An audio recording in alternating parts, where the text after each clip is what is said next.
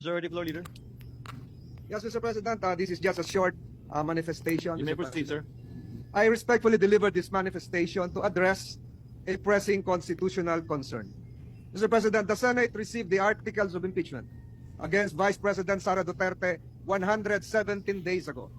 Yet the trial required by Article 11, Section 3(4) of the Constitution to proceed forthwith will begin only on June 11, dangerously close to the end of the 19th Congress.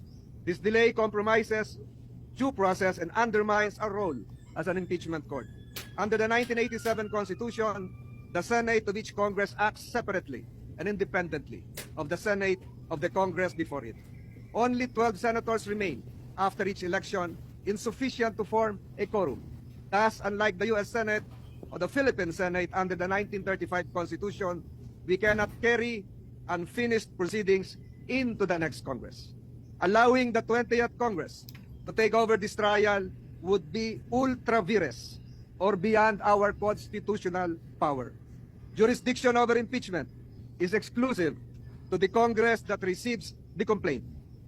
Supreme Court rulings in Neri versus Senate and Balag versus Senate and our own Senate rules, Rule 44, Section 123, confirm that all legislative and investigatory matters terminate with the expiration of a Congress. This principle is affirmed internationally. Jefferson's Manual provides that unfinished business do not carry over into a new Congress.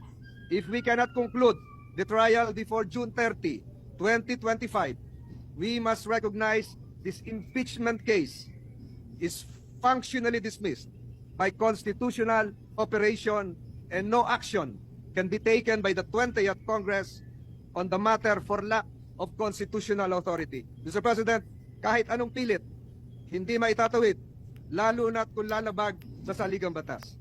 Let this manifestation be entered into the official records and journal of this chamber. I will likewise submit a version of this manifestation complete with footnotes for proper documentation. I speak in